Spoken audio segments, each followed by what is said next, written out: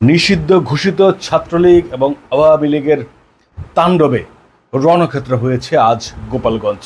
তবে গোপালগঞ্জে যে আওয়ামী লীগের শক্ত ঘাঁটি তার কিন্তু একটি প্রমাণ। এছাড়া অনৈক্যের ফল যে খুব ভালো হয় না তারও একটি বার্তা আজকের গোপালগঞ্জের এনসিপির সমাবেশে আওয়ামী লীগ, ছাত্রলীগ, যুবলীগের হামলা। শুভেচ্ছা নেবেন আমাদের ব্যক্তিগত টেলিভিশনে। সবাইকে সাথে আছি মাইদুর রহমান রুবেল। নিশ্চয়ই দেখেছেন সারাদিন যে পরিমাণ উত্তেজনা উত্তাপ ছড়িয়েছে গোপালগঞ্জ। সারা দেশের মানুষের দৃষ্টি ছিল আজকে গোপালগঞ্জে, এবং সারা দেশ নয়, সারা বিশ্বের বাংলাদেশের মানুষই নিশ্চয়ই গোপালগঞ্জের দিকে তাকিয়েছিলেন। গোপালগঞ্জে কেন এই ধরনের তাণ্ডব হলো বা এই ধরনের রণক্ষেত্র কেন হলো, প্রশাসন কি করলো, নানা প্রশ্ন এসেছে। এনসিপি বা কি করলো? কেউ কেউ বলছে এনসিপি সারা দেশে যে পদযাত্রা করছে জুলাইকে কেন্দ্র করে, সেটি আগুনে ঘি ঢেলেছিল এনসিপি নিজেই। কি কারণে সেটি বলা হচ্ছে যে সব জায়গায় পথসভা পদযাত্রা করলেও বরিশাল থেকে গোপালগঞ্জে যখন আসছে গতকাল, সেই কর্মসূচির নাম দিয়েছিল মার্চ টু গোপালগঞ্জ। এতেই কেউ কেউ মনে করছেন যে আগুনে ঘি ঢেলে দিয়েছিল। যদিও আপনারা নিশ্চয়ই জানেন যে গোপালগঞ্জ আওয়ামী লীগের আতুরঘর, সেখানে আওয়ামী লীগের লোকজন সক্রিয় থাকবে, এটাই খুব স্বাভাবিক। এবং গত 16 বছর সেইখানে আওয়ামী লীগ ছাড়া অন্য কোনো দল করার সুযোগ হয়েছে কিনা নিশ্চয়ই আপনারা জানেন। যারা বিএনপি বা জামায়াত করতো সেই এলাকায় সেই সংখ্যা খুব বেশি যে নয় সেটি মোটামুটি পরিষ্কার। এবং যারা সেই এলাকার বা এই অন্যান্য রাজনৈতিক দল করে তারা আসলে সেই এলাকায় যেতেও পারেনি। তাদের অনেক মামলা তো ছিল সারা দেশের নেতাদের মতো, তারা মূলত ঢাকায় বা দেশের বাইরেই মূলত এই গত 15-16 বছর পার করেছে। তবে 5 আগস্টে, গত বছরের 5 আগস্টে ফেসিবাদী সরকার পতনের পর সেইখানেই মূলত যে আওয়ামী লীগ ঘাঁটি গেড়েছে তা কিন্তু আজকে এনসিপির নেতা নাসিরউদ্দিন পাটোয়ারি বলেছেন যে আওয়ামী লীগের সারা দেশের নেতারা, সারা দেশের ক্যাডাররা মূলত গোপালগঞ্জেই তারা একটি ক্যান্টনমেন্ট বানিয়ে সেখানেই অবস্থান করছে, এবং তার ফলশ্রুতিতে আজকের এই হামলা। এনসিপি নেতারা বলছেন তারা শান্তিপূর্ণ সমাবেশ করতে গিয়েছিল, কিন্তু সমাবেশের শুরুর আগেই যে পরিমাণ ছাত্রলীগের ছেলেরা যে পরিমাণ মিছিল করে গিয়ে হামলা করেছে, তারা চেয়ার ভেঙেছে, মঞ্চ ভেঙেছে, আগুন দিয়েছে, সেই কারণে তারা এইসব কথা বলেছেন। সমাবেশ করতে পারলে সমাবেশের পর বাকি যা ছিল বাকিটা সমাবেশের পর তাও ভেঙে দিয়েছে, এবং শেষ পর্যায়ে 144 ধারাতেও মানেনি, কারফিউ জারি করতে বাধ্য হয়েছে সরকার। আজকে রাত 8টা থেকে আগামীকাল সন্ধ্যা 6টা পর্যন্ত কারফিউ জারি করা হয়েছে গোপালগঞ্জে। ঘটনার সূত্রপাত সকাল থেকেই ছাত্রলীগ পুলিশের উপর হামলা করেছে, পুলিশের গাড়ি ভাঙচুর করেছে, পুলিশকে মারধর করেছে, এমনকি ইউএনের গাড়িও ভাঙার ছবি আমরা দেখেছি। তবে গোপালগঞ্জে আওয়ামী লীগের আতুরঘর বা সেইখানে যে তাদের আখড়া বা আস্তানা, সেটি আজকে কিন্তু প্রমাণ হয়েছে। আপনারা নিশ্চয়ই জানেন যে গত বছরের জুলাইয়ে শুধু তখন তো এনসিপি ছিল না, ছাত্রদের যে বৈষম্য বিরোধী ছাত্রদের যে আন্দোলনটি ছিল সেই মুভমেন্টে মূলত বিএনপি, জামায়াত তারা কিন্তু আসলে সমর্থন দিয়েছিল, এবং তারা কিন্তু ভেতরে যে কাজ করেছে সেটি কিন্তু নিশ্চয়ই এখন প্রমাণ হচ্ছে যে সবাই আসলে ছিল। এই আন্দোলন, জুলাই আন্দোলন আসলে একার কারোই নয়। যদি কেউ মনে করে যে জুলাই বিপ্লব কেউ একা করেছে বা সেই বিপ্লব বিক্রি করে খাবে, সেটি কিন্তু আসলে কারোর জন্য আসলে মঙ্গলজনক হবে না। এই ঐক্য যদি অটুট থাকতো, সবাই মিলেমিশে যদি থাকতো, অনৈক্য বা দূরত্ব বা ফাটল যদি তৈরি না হতো, আজকে হয়তো এই দিন দেখতে হতো না।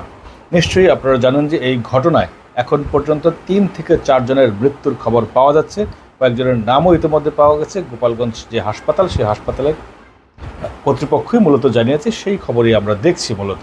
তবে এই যে তাণ্ডব বা এই যে সহিংসতা বা রণক্ষেত্র, তারপর এনসিপির নেতারা এক পর্যায়ে বাধ্য হয়ে এসপির কাছে গিয়েছিলেন যে তারা কমপ্লেন করতে, সেখানে গিয়েও তারা অবরুদ্ধ হয়। শেষ পর্যন্ত সেনাবাহিনীর সহায়তা, সেনাবাহিনীর গাড়িতে করে তাদের গোপালগঞ্জ ছাড়তে হয়েছে। তারা খুলনায় গিয়ে সংবাদ সম্মেলন করেছে, যদিও এরই মধ্যে নাহিদ ইসলাম বলেছেন যারা এই কাজ করেছে তাদের কঠোর জবাব দেওয়া হবে।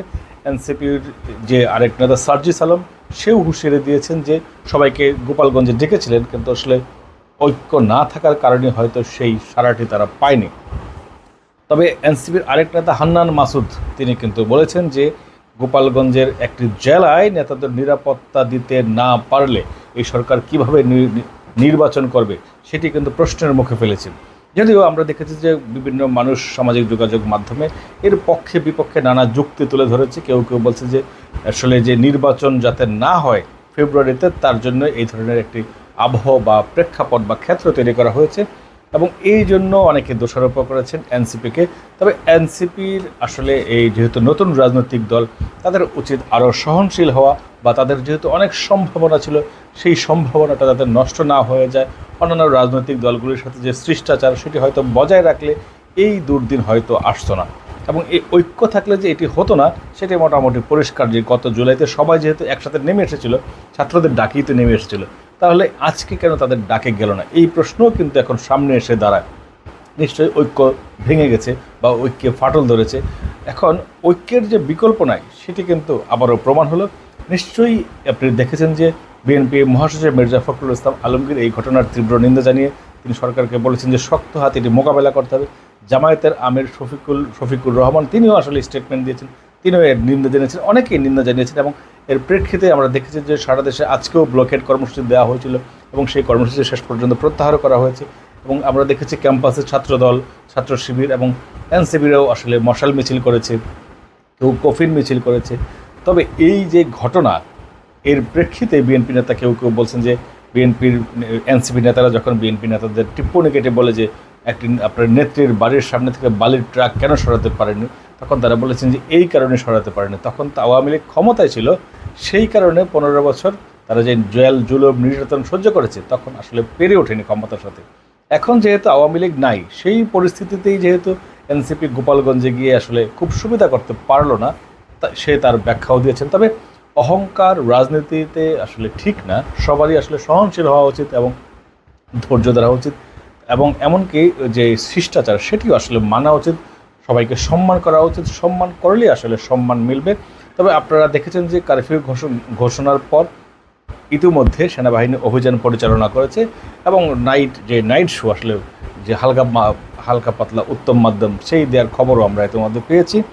তবে আওয়ামী লীগ যেই কাজটি করেছে সেটি আসলে তাদের করা ঠিক হয়নি, যেহেতু এমনিতেই তাদের নিষিদ্ধ করা হয়েছে ছাত্রলীগ যুবলীগকে। এখন দেখা গেছে তাদের তাদের দল হিসেবে তাদের কার্যক্রম এমনিতেই স্থগিত করা হয়েছে, সেটিও হয়তো নিষিদ্ধের ডাক আসতেও পারে। এবং বিএনপির চেয়ারপারসন খালেদা জিয়ার কথা নিশ্চয়ই মনে আছে, যে বলেছেন যে গোপালগঞ্জ জেলার নামেই থাকবে না।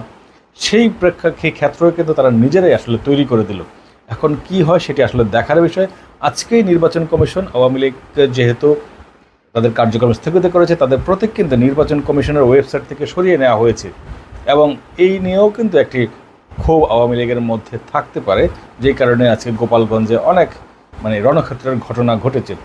এবং সব কিছু মিলিয়ে রাজনীতিতে বা দেশের মানুষের মধ্যে ঐক্য না থাকলে আসলে দুর্যোগ আসবে, এটা খুব স্বাভাবিক। এবং এর জন্যই আসলে সকলকে ঐক্যবদ্ধ থাকা উচিত এবং ঐক্যবদ্ধ থেকেই আসলে সব কিছু মোকাবেলা করা উচিত, তাহলেই জয় নিশ্চিত। আমাদের আজকের ভিডিও এখানে শেষ করছি। ভিডিওটি ভালো লাগলে শেয়ার করবেন বন্ধুদের সাথে। নতুন ভিডিও পেতে চাইলে সাবস্ক্রাইব করে কিংবা ফলো করে পাশে থাকবেন। ধন্যবাদ সবাইকে, শুভরাত্রি।